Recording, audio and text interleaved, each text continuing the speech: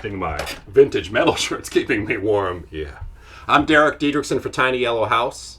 Welcome to yet another episode. This time around, giving you a tour of a 68 square foot, yes, 68 square foot guest house here in Seattle. Beyond that, we want to showcase its garage door Murphy bed, which is just funky.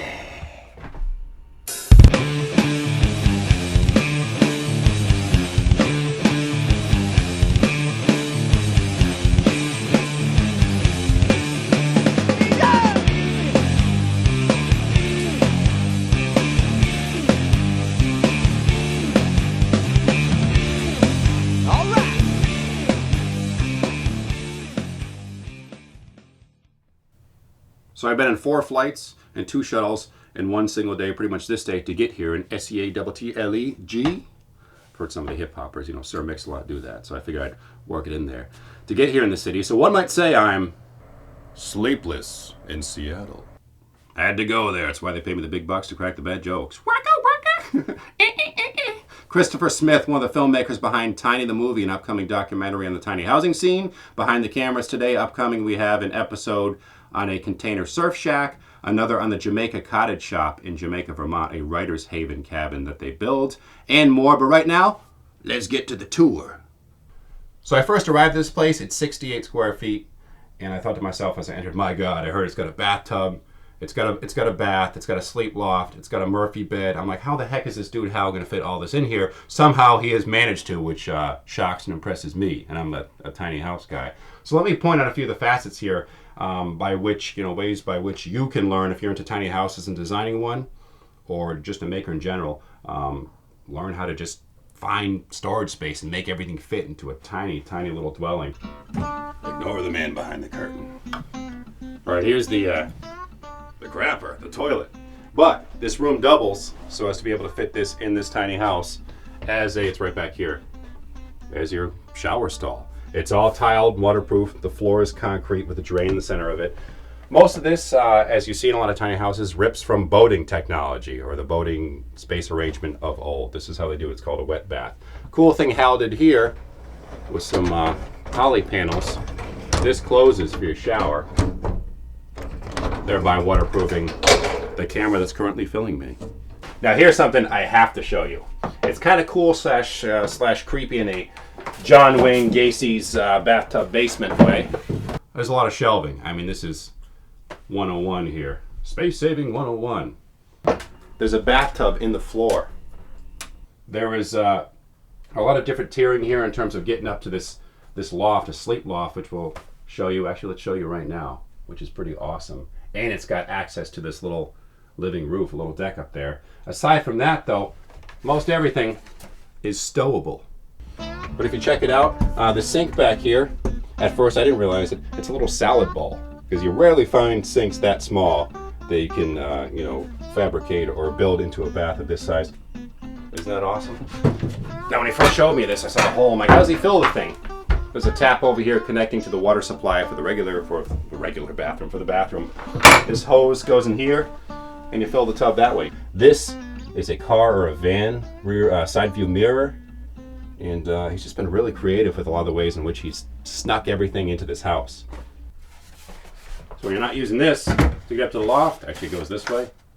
Hang it there, and you have yourself a little feed station, as they used to say in the Old West. Microwave down here, a mini fridge. You hear my stomach rumbling there? Did that pick it up? Saying, too many cinnamon buns, stop it.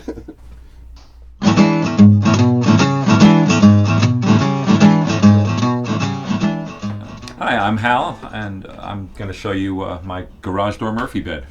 You start off with the bed in the up position like this. It's a bench, a chaise lounge, and then we can begin bringing it down. It sort of started off, sort of with an idea of doing this reverse garage door, and then a friend of mine giving me some of the hardware. And there's some rails, the standard garage door rails that you see, and some of these little wheels down here, that the garage doors run on. It runs the little winch motor, and as it comes down the storage shelf here, it comes down with us, and at this point we need to remove the pillows, blankets, and other bedding. I guess we'll start, I started with the garage door rails, which we have here, and it's pretty standard stuff. Of course, the one funny bit of it is these are meant, the channel is meant to take the wheels. But the curves are all bent backwards from what we want. The curves are bent to bring a garage door up. So you actually have the flat part of the rail here. I found that the curve here will trap your wheels as you come through, and there's not a tremendous amount of weight bearing on here. The reason for this curve is to keep the weight from deflecting down. So this seemed to work okay.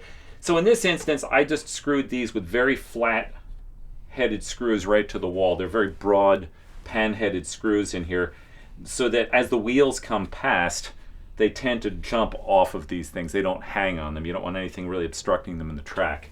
Well, the next challenge was, how do I come out into the room here? And what I ended up with, after a bunch of different things, was getting a whole bunch of 220-pound drawer slides that were 18 inches long, which is the depth of this cabinet.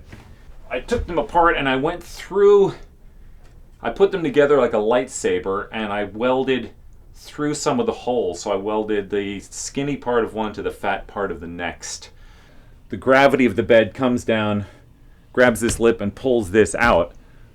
The problem from a design standpoint was, once it was out, it tended to stay out. The bed came back up and left this sticking out into the room, so I needed a return. So that was sort of the point of this little mechanism here, was that I brought the cable through a series of wheels and this spring. And I'll move out of the way here, and you can see that the spring eats up the slack in the cable as it comes down.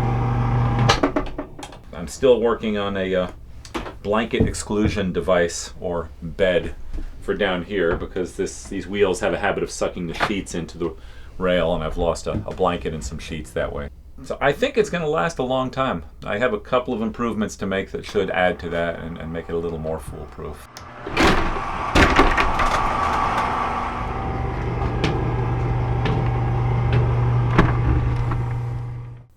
There you go. Functional, a conversation piece, and if you hacked it just a little bit, it could make for a really cool horizontal guillotine for those unexpected visits from the in-laws. Think about it.